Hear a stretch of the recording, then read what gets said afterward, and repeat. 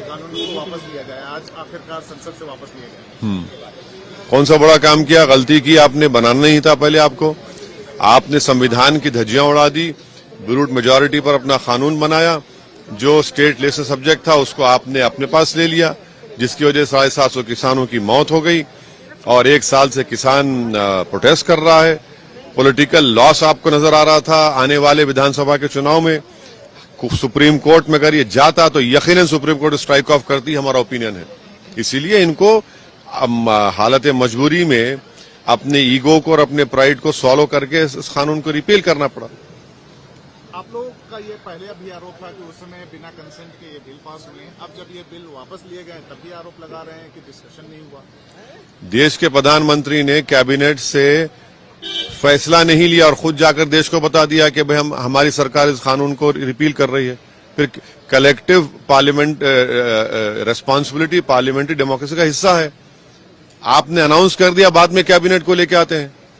और अगर आप यहां पर डिस्कशन अलाउ करते, जो पार्लियामेंट के प्रेसिडेंट में है कि कई लॉज को, कवानीन को रिपील हुए, उसका डिस्कशन हुआ लोकसभा में, मगर आप नहीं चाहते थे कि आप पर कोई क्रिटिसाइज करे, आपकी गलती को बताए, आपको आईना दिखाए, इसलिए आपको ये पसंद नहीं था, तो इसलिए आपका डिस्कशन नहीं अलाउ करेंगे।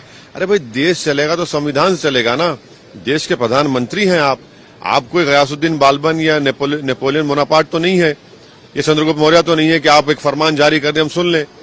इस बताइए फिर 750 किसानों की जो मौत है उसका क्या करेंगे?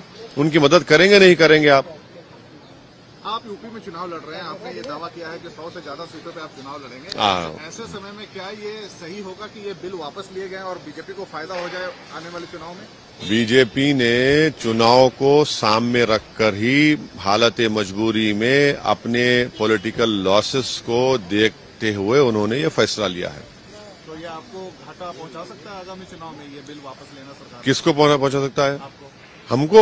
एक मुद्दा आपसे छीन लिया बीजेपी ने। हमारे पास बहुत मुद्दे हैं। प्राइस राइज का मुद्दा है, पेट्रोल डीजल का मुद्दा है, सरसों के कीमतों का मुद्दा है, योगी की पुलिस की और उनकी सरकार की मुसलमानों को लॉकअप में मारने का, दलितों को मारने का मसला है। बहुत मुद्दे हैं।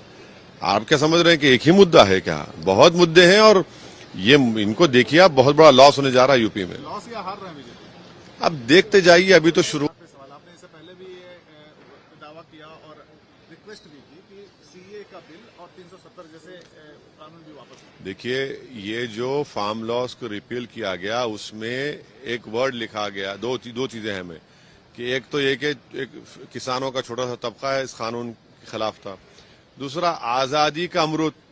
अरे भैया, ये सरकार अगर मुजाहिदीन आजादी को मानती है तो उनका पैगाम, उनका स्पिरिट क्या था कि देश में कंसेंसस और कंसेंट पैदा करे कानून बनाएंगे।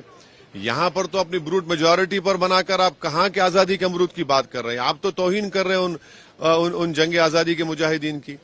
और अगर छोटा सा तबका खिलाफ है तो भारत में आज एक बहुत बड़ा तबका जो संविधान को चाहता है और मोहब्बत करता है, वो ये कह रहा है कि CAA का कानून रिलीजन की बुनियाद पर बनाया गया, जो आर्टिकल 14 का ग्रेव वायलेशन है।